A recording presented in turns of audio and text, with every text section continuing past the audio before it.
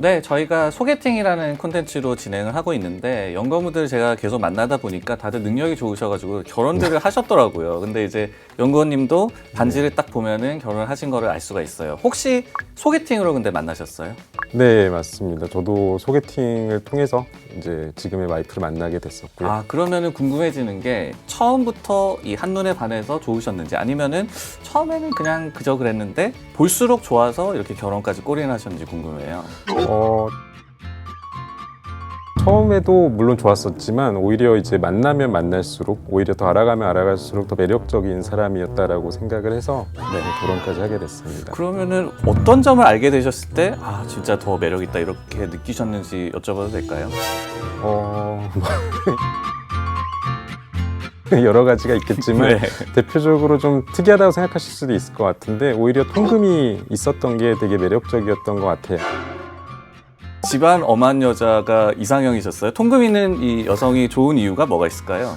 아무래도 이제 많은 남자친구들이 이제 여자친구가 저녁에 뭐 할지 되게 걱정도 많이 되고 하는데 이제 저희도 일을 늦게까지 하다 보니까 이제 그런 걱정이 생길 수도 있는 부분을 지금의 장인 장모님께서 원천 차단을 해주신 덕분에 좀 마음 편하게 지내지 않았나 싶습니다. 나는 야근을 하고 있는데 내 여자친구가 뭘 하고 있는지 걱정을 안 해서 너무 좋았다. 내가 네. 늦게까지 만나지 못하는 건 아쉬웠지만 그보다 네. 더 큰 매력을 이제 느끼시고 결혼에 골인을 하셨는데 네. 오늘 이제 저희가 제약바이오 이 섹터와 소개팅을 할 텐데 소개해 주실 기업도 좀 그런 이 매력을 갖고 있는 기업이라면서요. 네, 오늘 소개해드릴 기업도 이제 삼성바이오로직스라고 하는 기업인데요. 아무래도 이제 시장에서 단순하게 겉으로 보이는 이제 외형상 보이는 이미지보다 사실 더 많은 내용들이 있고 또 보면 볼수록 더 매력적인 부분들이 많다고 생각해서 오늘 비슷한 내용으로 이제 삼성바이오로직스를 준비하게 됐습니다. 네, 오늘 제약바이오 섹터와 소개팅을 해보도록 하겠습니다. 보면 볼수록 매력 있는 너 삼성바이오로직스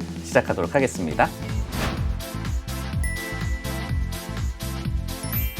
네, 저희가 이 삼바라고 얘기를 많이 하죠. 네. 삼바에 보면 볼수록 이 매력이 있는 그 부분을 좀 보기 전에 일단은 처음에 이 소개팅에서 만났다라고 생각을 하고 기본부터 좀 배워볼 필요가 있을 것 같아요. 네. 이 기업이 위탁 생산도 하고 자체 개발도 하고 CDMO 기업이라고 하잖아요. 네, 그러면은 맞습니다. 위탁 생산이라는 거에 공정이랄까요? 그 기본적인 내용부터 좀 배워볼 필요가 있을 것 같은데. 네, 많이 알고 계시는 게 이제 일반 제조업 공장들을 많이 생각을 하시는데 사실 이제 일반적인 제조업이나 아니면 이제 바이오 내에서도 이제 케미칼 의약품 생산과는 좀 많이 다른 점들이 있다고 보시면 될 것 같아요. 네. 대표적으로 이제 삼성바이오로직스가 생산을 하는 이제 항체 약품이라고 하는 이 바이오 약품 같은 경우에는 이제 배양 과정을 거쳐서 정제 그리고 사실 이제 최근에 코로나 때 많이 이제 화두가 됐던 이 완제 약품 생산 과정까지가 어떻게 보면 바이오 약품의 전체적인 공정의 플로우라고 보시면 될 것 같고요. 일반적으로는 이제 편의상 그 공정을 크게 이제 두 가지로 나눠서 이제 원료약품 생산을 하는 DS 파트와 그리고 이제 완제약품, 그러니까 일종의 충전을 해서 완제품 형태로 만들게 되는 DP 공정 이 두 가지로 나눠서 본다라고 말씀드릴 수 있을 것 같습니다. 이제 앞서서 말씀을 드렸듯이 이 CDMO 기업이다 보니까 일반적으로 뭐 제조업 기업이나 아니면 뭐 우리가 IT 기업을 볼 때와 좀 뭐 사업 구조를 볼 때도 차이가 좀 있잖아요. 뭐 네. 사업부를 굳이 그렇게 따지지도 않고 그렇기 때문에 공장별로 보더라고요. 네. 그 공장별로 봤을 때 삼바의 좀 현황은 지금 어떻습니까? 총 3개의 공장을 가동하고 있는 상황이고요. 사실 이제 지금 이제 4번째 공장도 아마 이제 10월부터는 이제 부분 가동을 시작하게 될 예정이라고 보시면 될 것 같습니다. 그래서 일단은 지금 가지고 있는 1, 2, 3 공장 캐파만으로도 사실 글로벌 최대 업체 중에 하나라고 보셔도 될 것 같고 특히나 이제 이번 4번째 공장까지 이제 완전한 가동, 내년 이제 상반기부터 가동을 하게 될 텐데 완전한 가동을 하게 된다라고 하면 이제 압도적으로 이제 생산 규모가 큰 글로벌 1위의 CDMO 회사라고 보시면 될 것 같습니다. 네, 지금 이제 말씀을 해주셨듯이 공장별로 뭐 가동을 시작한 시기도 다를 것이고 규모도 네. 조금씩 다르지 않겠습니까? 네. 그러면 이제 이 기업을 볼 때도 매출 추이도 공장별로 뭐 달라졌을 것 같아요. 그 네. 역사적인 추이를 보면 또 어떤가요? 공장이 이제 가동되는 순서에 따라서 매출 기여가 계속 이제 지속적으로 더해지게 되고 가동률이 올라오면서 매출이 상승하는 구조다 보니까 보니까 네. 이제 시계열로 보게 되면 뭐 자연스럽게 우상향하는 구조를 보이게 되는데 특히나 이제 공장 규모가 큰 이제 3공장이 가세를 하기 시작한 시점부터가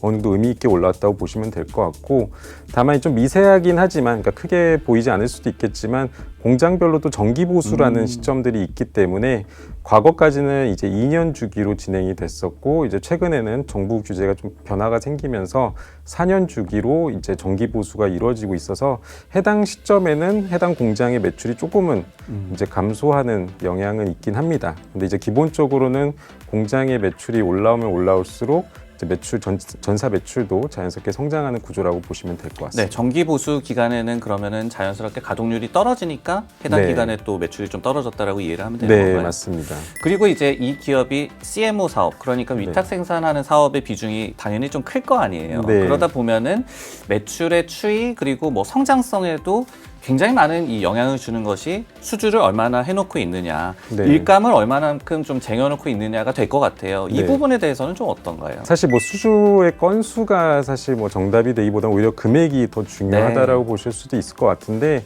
오피셜하게는 이제 뭐 공장에 어느 정도 수주를 받아야 꽉 찼느냐 이런 것들은 사실 공개돼 있지 않기 때문에 저희가 쉽게 예상하기는 어렵겠습니다만 다만 이제 지금 나와 있는 그래프에서도 보실 수 있는 것처럼 사실 이제 3공장이 어떻게 보면 이제 수주에 대한 이제 우려들이 많았었거든요. 네. 아까도 이제 공장별 규모도 보여드렸습니다만 기존의 1, 2공장과 다르게 이제 3공장부터 규모가 굉장히 크게 지어지기 시작했는데 네. 당시에 이제 어떻게 보면 우려됐던 부분들이 코로나를 기점으로 사실 이제 코로나와 관련된 의약품 수주도 받았었고 아니면 이제 그거와 별개로도 이제 다양한 글로벌 제약사들의 수주를 받게 됐는데 이제 지금의 시점은 이제 어느 정도 수주 건수나 아니면 규모가 좀 정체돼 있는 모습들을 보실 수 있을 텐데 이제 그 말인즉슨 지금 이제 3공장에 대한 수주는 사실 다 채워졌고 사실 그게 배경이 됐기 때문에 지금의 네 번째 공장도 이제 진행이 되고 있는 상황이다라고 보시면 될 것 네, 같습니다. 어떻게 보면은 좀 정체됐던 구간을 지나서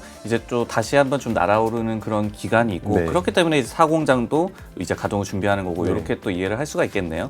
또 이제 뭐 규제 당국의 뭐 의약품 승인이라든지 아니면은 또 위탁 생산과 관련한 그런 뭐 승인 건수 뭐 이런 것도 좀 추이가 있지 네. 않습니까?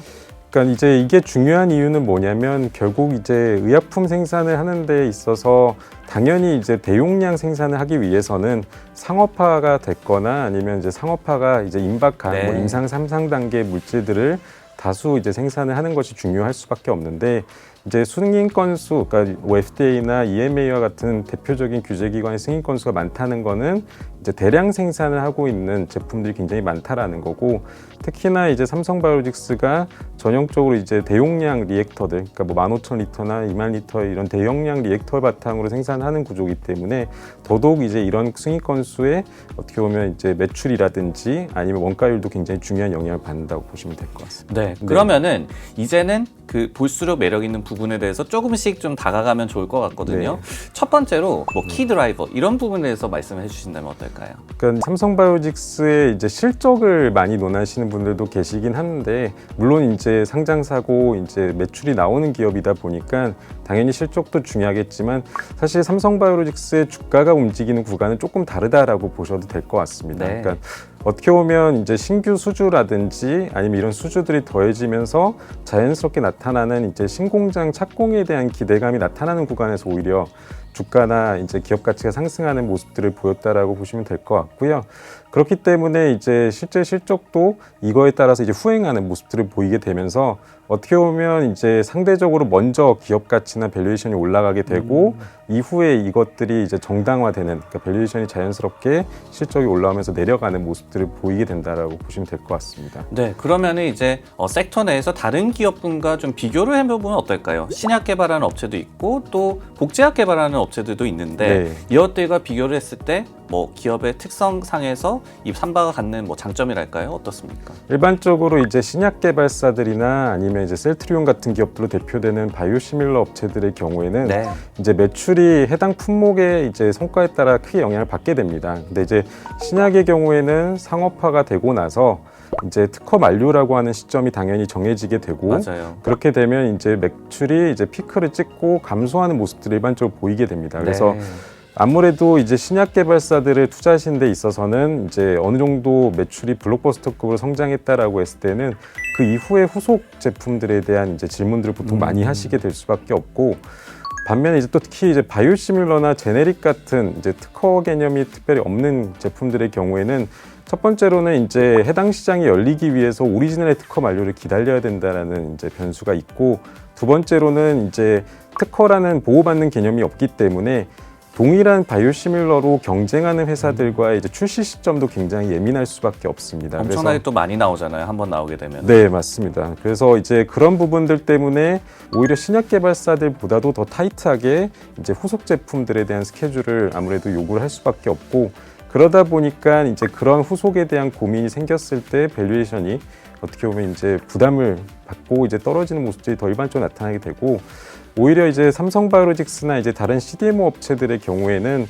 수주가 이제 안정적으로 나올 거다라는 전제만 된다고 했을 때는 결국 이 기업 가치는 공장의 가치가 계단식으로 더해지면서 올라간다라고 네. 보시면 될 것 같습니다. 그래서 오히려 이제 다이내믹은 어떻게 보면 이제 신약 개발사나 바이오시밀러 업체들이 클 수 있겠지만 이제 실적이나 기업 가치의 안정성을 따져보신다라고 했을 때는 삼성바이오로직스가 오히려 그런 면에서 이제 또 강점을 가지고 있는 회사라고 보시면 될 것 같습니다. 뭐 많이 얘기하는 실적 가시성이 좀 확보된 회사다. 그리고 네. 뭐 공장에 따라서 외형 성장이 어느 정도 담보가 돼 있는 회사다. 이렇게 좀 이해를 하면 좋을 것 같습니다. 그러면 이제 오늘의 뭐 하이라이트가 되겠죠. 지금 이 아내분의 통금과 맞먹는 이 네. 기업에 대해서도 보면 볼수록 파면 팔수록 매력이 있는 그 부분은 어떤 부분을 좀 주목하고 계십니까? 일단은 이제 CDMO를 이제 아무래도 많은 투자자분들이 코로나를 기점으로 많이 보셨을 텐데, 사실 이제 코로나로 인해서 시장이 더 커진 것도 분명한 사실이긴 합니다만, 네. 코로나 이전부터 그리고 이제 코로나가 끝난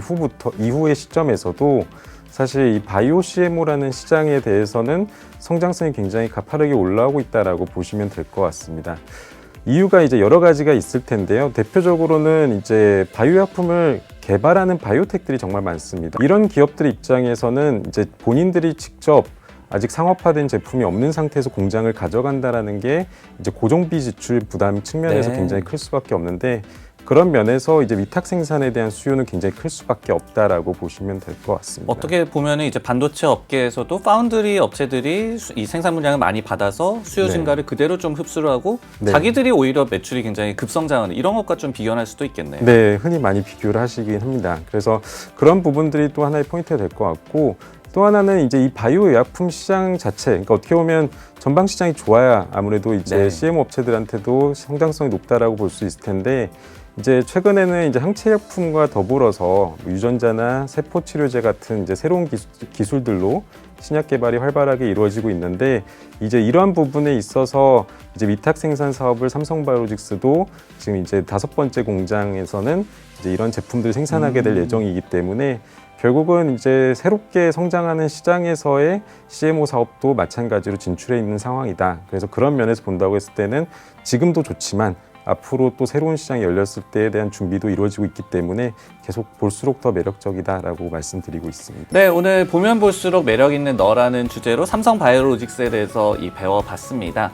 오늘 연구원님 그 제약 바이오 섹터와 소개팅을 해보셨는데 오늘 소개팅은 좀 어떠셨는지? 아무래도 오랜만에 소개팅을 해서 그런지 좀 재미있게 진행했던 것 같습니다. 네, 좀 설레는 마음도 있으시고. 네. 그러면 앞으로도 이 기업이라고 치면은 애프터도 계속 해주실 거죠?